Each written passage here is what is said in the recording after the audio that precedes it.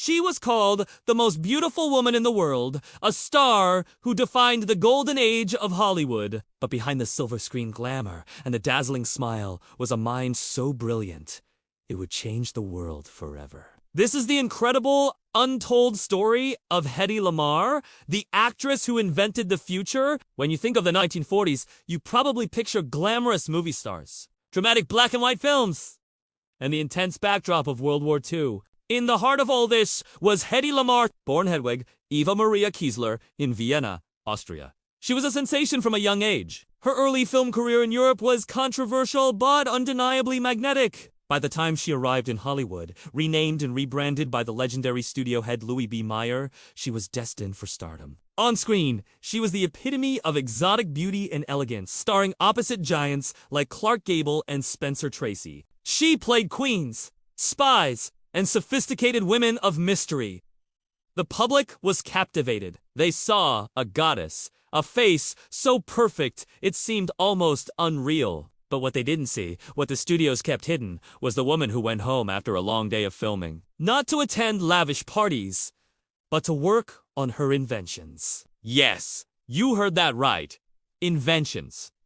Hedy Lamarr was a self-taught inventor, a tinkerer with a genius-level intellect. She had a room in her house dedicated to her passion, filled with engineering books and drafting tables. She saw problems and instinctively looked for solutions. During the war, she wasn't content just selling war bonds like other stars. She wanted to do more. She wanted to contribute in a way that truly mattered, using the one thing Hollywood consistently overlooked, her brain. The world was at war, and one of the biggest challenges for the Allied forces was naval warfare. German U-boats were devastating, using torpedoes to sink ships with terrifying efficiency. The Allies had their own radio-guided torpedoes, but there was a huge problem. The radio signals used to guide them could be easily jammed by the enemy. Once the signal was jammed, the torpedo would go off course, becoming useless. It was a life-or-death puzzle, and Hedy was determined to solve it. This is where her story takes a truly extraordinary turn. She teamed up with an avant-garde composer and pianist named George Ann. It might seem like an odd pairing, a movie star and a musician, but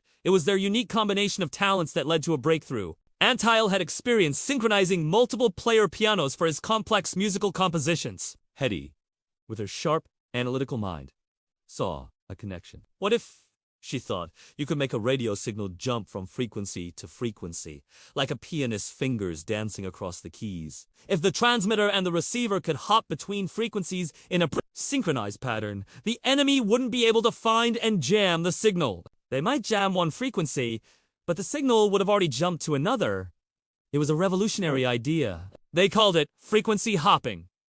Together, Hedy and George meticulously worked out the details. They designed a system using a mechanism similar to the paper rolls in a player piano to synchronize the frequency changes. It was ingenious, complex, and decades ahead of its time. In 1942, they were granted a patent for their secret communication system. They eagerly offered their invention to the U.S. Navy, believing it could turn the tide of the war.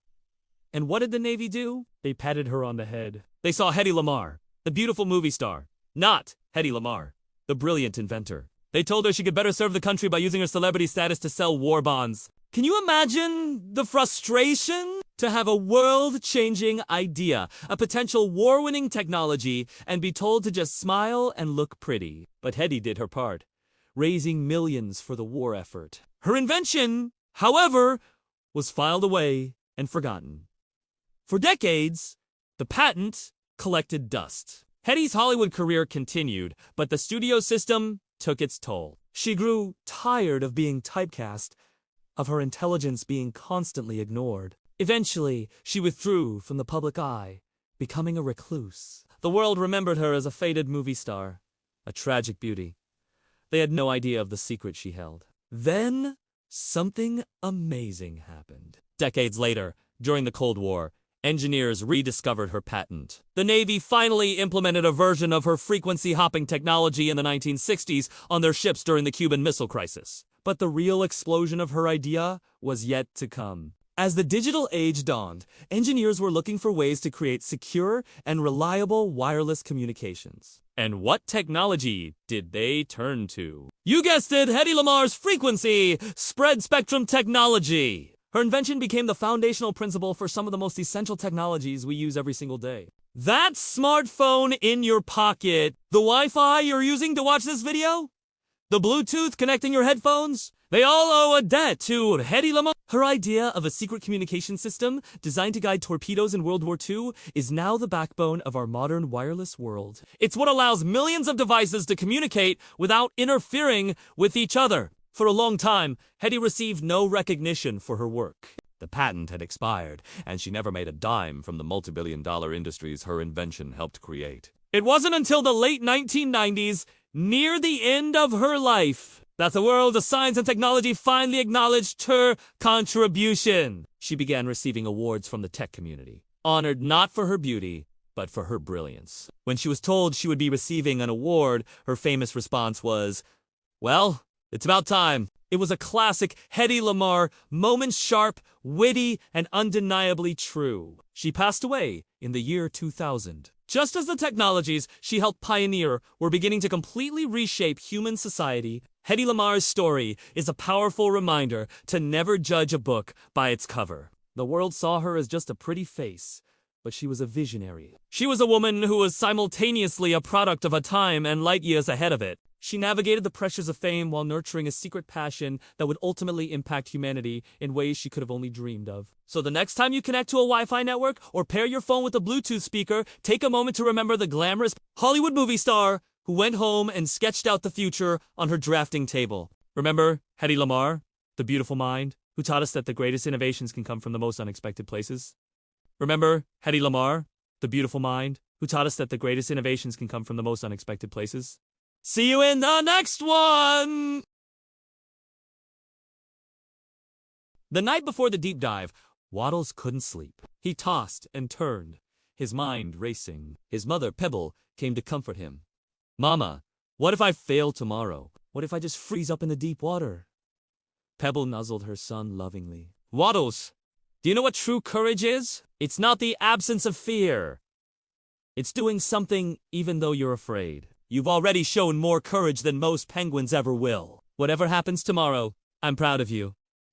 Those words were like a warm current, giving Waddles a flicker of strength. The next morning, all the young penguins gathered at the deep dive cliff. The entire colony was there to watch parents, grandparents, friends, all buzzing with excitement. The colony elder, Chief Frost, stepped forward, his voice echoing across the ice. "Young penguins, you will dive to the coral gardens, find a silverfish, and return. This proves you can survive and provide for yourselves.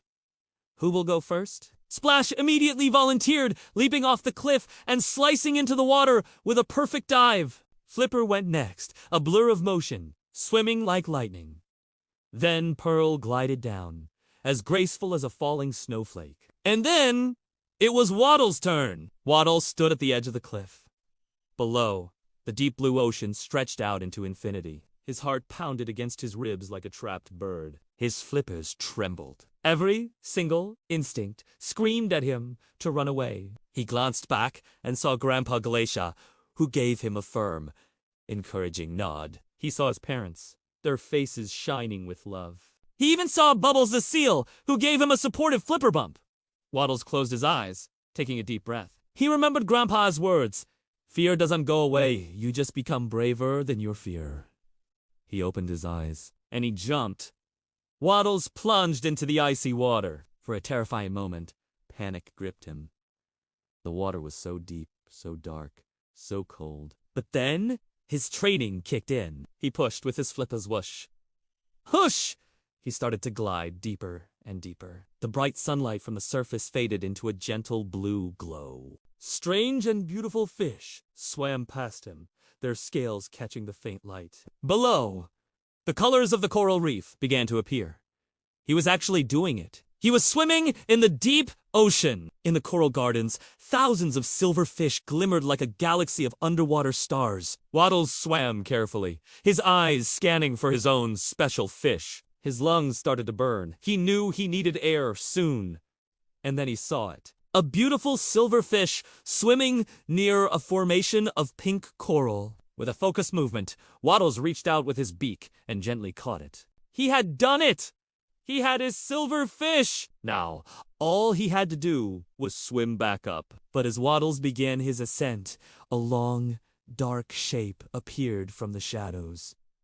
A leopard seal. The ultimate predator of penguins! The seal's dark, cold eyes locked onto Waddles. In an instant, his fear came flooding back, 100 times stronger than before. He froze, paralyzed, unable to move a flipper. The seal swam closer, its powerful body cutting through the water. This was Waddles' worst nightmare, come true, trapped deep underwater with a deadly hunter. Waddles had two choices: panic and become prey, or trust his training. He remembered everything Grandpa Glacier had taught him, every lesson, every maneuver. Just as the seal lunged forward, Waddles did something the seal didn't expect. He dove down instead of up.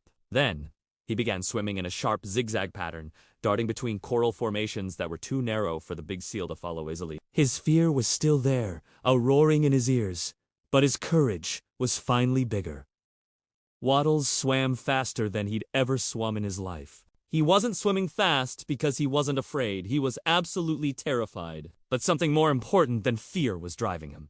The will to survive, to see his family again, to prove to himself that he could do this. He burst through the coral maze like a torpedo and shot upward toward the light. The seal was bigger and stronger, but Waddles was smaller and quicker. With one final, desperate burst of speed, Waddles exploded through the surface of the water. Gasping for air, the silver fish still held carefully in his beak.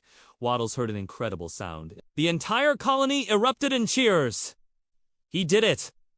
Waddles completed the deep dive, and he escaped a leopard seal. Exhausted but triumphant, Waddles swam to the shore. Grandpa Glacier was the first to meet him, wrapping him in a warm, tight hug. "I knew you could do it, my brave grandson." Pebble and Frost rushed over, tears of joy streaming down their faces. All the young penguins surrounded Waddles, cheering and celebrating. Even Sneer, the penguin who had teased him, approached quietly. "Waddles, I'm sorry I was mean to you. You're braver than all of us." "You were terrified, but you did it anyway." That evening, Chief Frost held the official ceremony, one by one. He called the young penguins forward and marked their flippers with special ice crystals, signaling they were now full members of the colony. When Waddles stepped forward, Chief Frost did something unusual. He gave Waddles 2 ice crystals instead of 1. "Waddles," the chief announced to the entire colony, "you have shown extraordinary courage. You faced your deepest fear. You persevered through doubt. You showed bravery in the face of real danger. You're not just a penguin, you are an inspiration." The colony's applause was thunderous. In the days that followed, something wonderful happened. Other penguins who struggled with swimming started coming to Waddles for help. "Waddles, can you teach me? I'm scared too." "Waddles, how did you overcome your fear?" Waddles remembered how patient Grandpa Glacier had been with him. He began teaching the other scared penguins using the same gentle methods. "We'll start small," Waddles would say kindly. "First, we just touch the water. Then, we stand in it. Then, we float, one step at a time."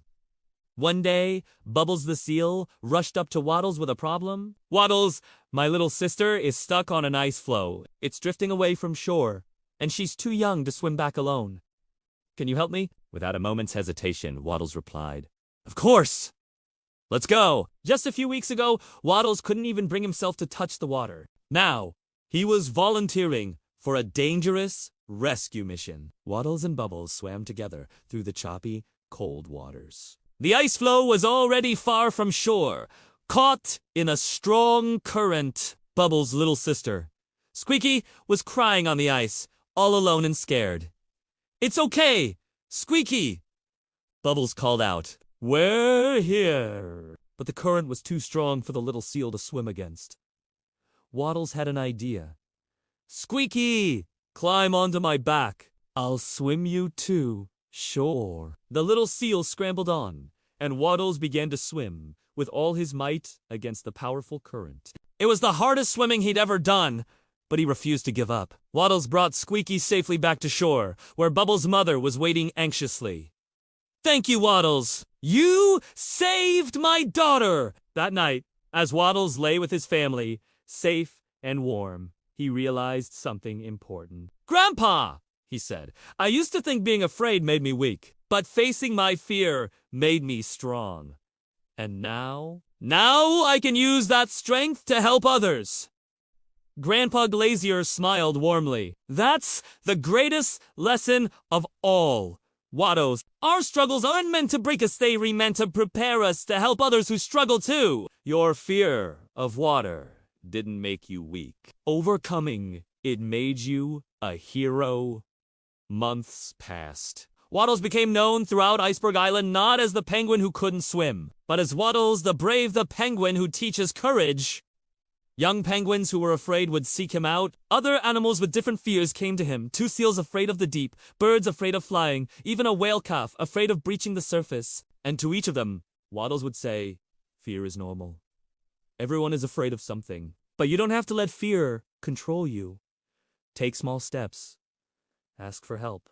And remember, being brave doesn't mean not being scared. Being brave means doing it anyway. And as the sun set over Iceberg Island, Waddles would swim peacefully in the vast ocean he once feared, knowing that his greatest weakness had become his greatest strength. He had learned the most important lesson of all. The things that scare us the most are often the doorways to becoming who we truly meant to be. Thanks for watching. If you find this story interesting, subscribe for more inspiring animal stories.